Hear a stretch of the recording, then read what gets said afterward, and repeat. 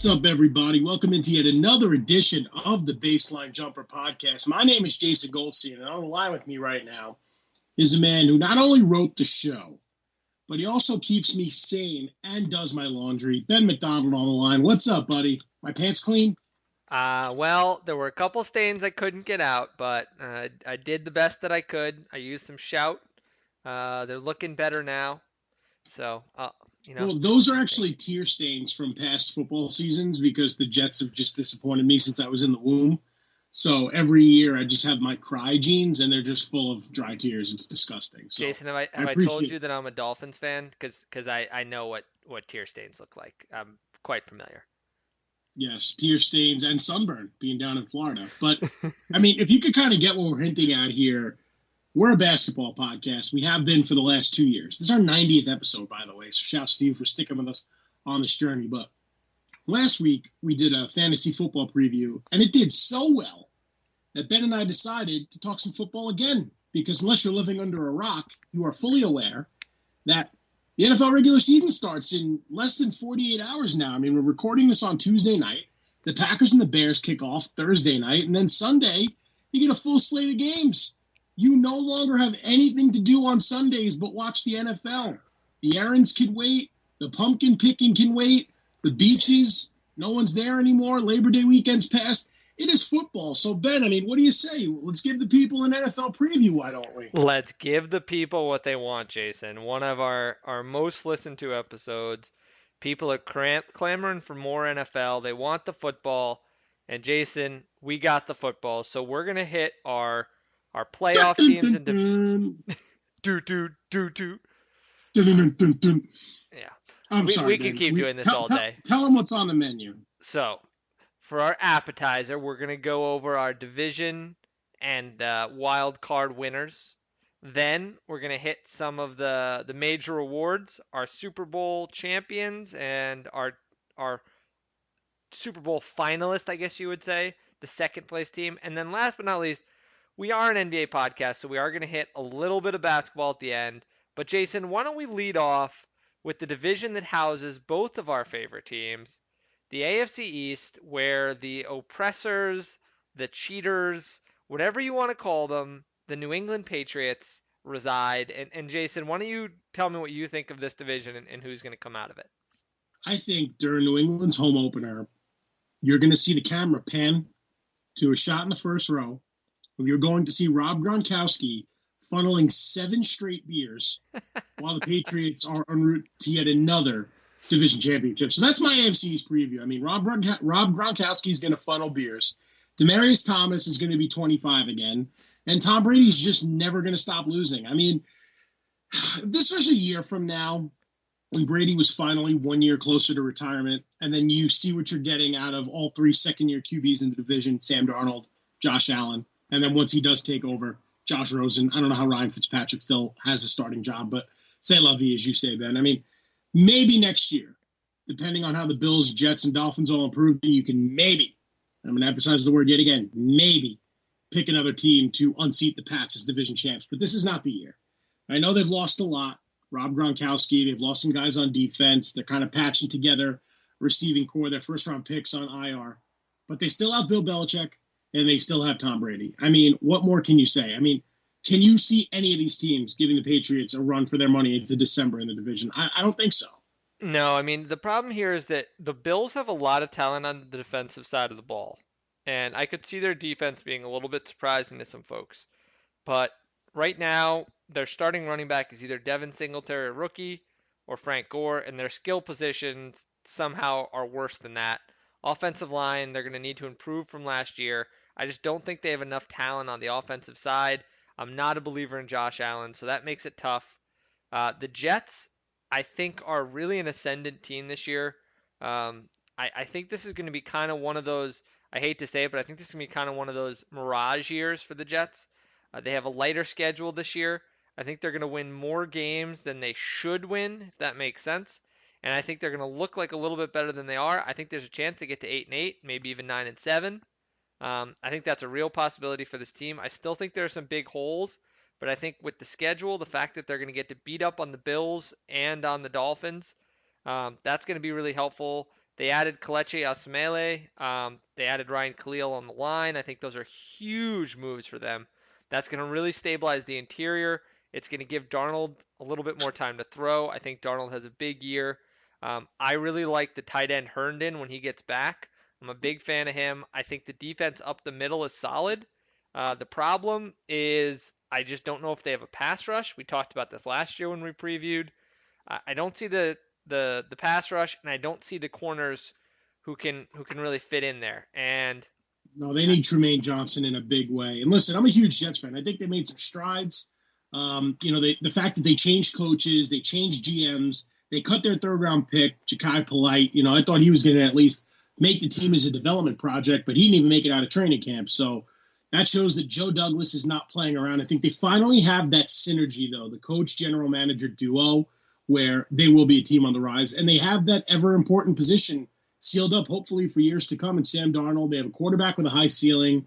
I love the Jamison Crowder addition, in the slot there. Robbie Anderson's in a contract year, hoping to show more, that he's just more than a vertical threat. He's already improved his route running. mm-hmm. You have Quincy Enunwa, who's solid in the X spot. And then, of course, Le'Veon Bell. But two things worry me about Bell. I said this on last week's show. That's why I was not picking Bell in the first round. And both of my drafts that I was in went top 10. I guess people just love the Jets. But he's a patient runner. And the fact that the O-line was so banged up and Caleb came out of retirement, they didn't get a chance to practice too much as a number one unit. And also the rust. He hadn't played a regular season game in 20 months. So don't expect too much from Bell on Sunday against the Bills. I think the line's going to be a little bit better. I think the big concern for the Jets is going to be that I think teams are just going to stack the box an awful lot against them. I don't think that there are teams that are scared of. It's not Mark Sanchez back there anymore. That's true, but I think they're going to dare Darnold to beat them over the top. They're going to dare those receivers to beat they will, press though. coverage. That's the thing. And if they do, and if they do, they'll back off. But I think at the beginning of the season, you're going to see a lot of that. I think the problem for the Jets is going to be that they got Greg Williams, who is an over-the-hill coordinator to coach the defense, and I don't think they have the cover corners to play the kind of scheme he likes to play, which is blitz heavy. And I have significant concerns about the way that he's going to utilize Jamal Adams in this, who is a stud. And playing him in a Greg Williams scheme makes me very nervous about how he's going to get utilized because he likes to play his safeties back. I think Jamal Adams could get minimalized, which would be a real shame. And I just don't think they have the cover corners to play. I think offensively, there's going to be a lot of teams who at the start of the season are going to challenge Darnold. And I agree with you, Jason. I'm not saying that the Jets are going to be unsuccessful. I actually think they're going to do pretty well against that stacked box. But I think teams at the beginning of the season are going to challenge Darnold and say, okay, show me you can beat us over the top. And if he can do it, he's going to have a huge year and they're going to have to back off. And that opens up everything for that offense. But they have a brutal schedule to start, Jason. They play Buffalo, which is not a tough game, but then they get Cleveland, at New England, at Philadelphia, Dallas, again against New England, at Jacksonville. I mean, it abates after that, and they get the Dolphins, the Giants, the Redskins, the Raiders, the Bengals, and then the Dolphins again, which is about as easy a stretch of the schedule that any team has. But before that, they have that awfully tough stretch to start the season.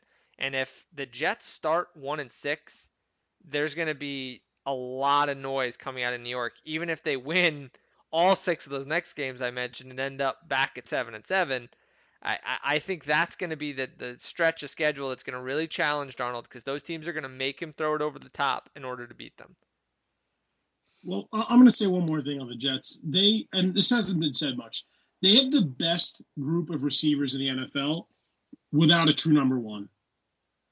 Okay, so they have 3 good to very good receivers, an emerging tight end, and a superstar running back.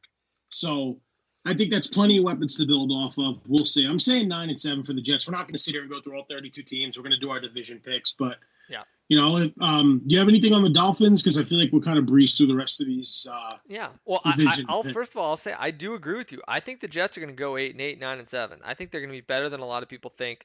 The Dolphins are going to be putrid. I would say offensively, they're going to have the worst offensive line we'll see this decade.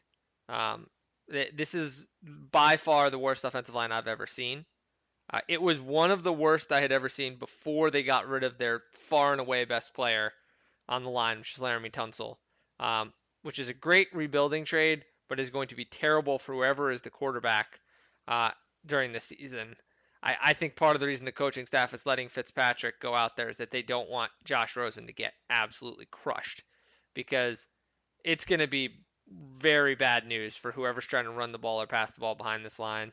I think we'll see some records set for sacks allowed and things like that. The pressure that they're going to experience is going to be pretty brutal.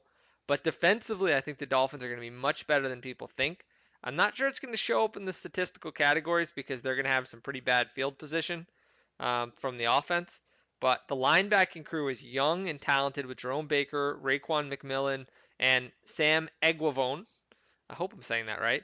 And up front, they're strong as well with Wilkins, who's their first round pick, Charles Harris, David Godshaw, and even their secondary is pretty strong as well. So I think the defense could be a bright spot. But the reality is, Jason, as you mentioned, this is New England's division, and um, it would feel pretty unfair to me if we didn't touch on the team that's a Super Bowl champion, who is the rare Super Bowl champion to probably improve on their team at least from the Super Bowl itself. So, Jason, I mean, when we look at this team, first of all, I think they got better at receiver than they were last year. I mean, Gronk was just a non-entity a season ago, and they're basically adding Josh Gordon, given that he missed a bunch of time.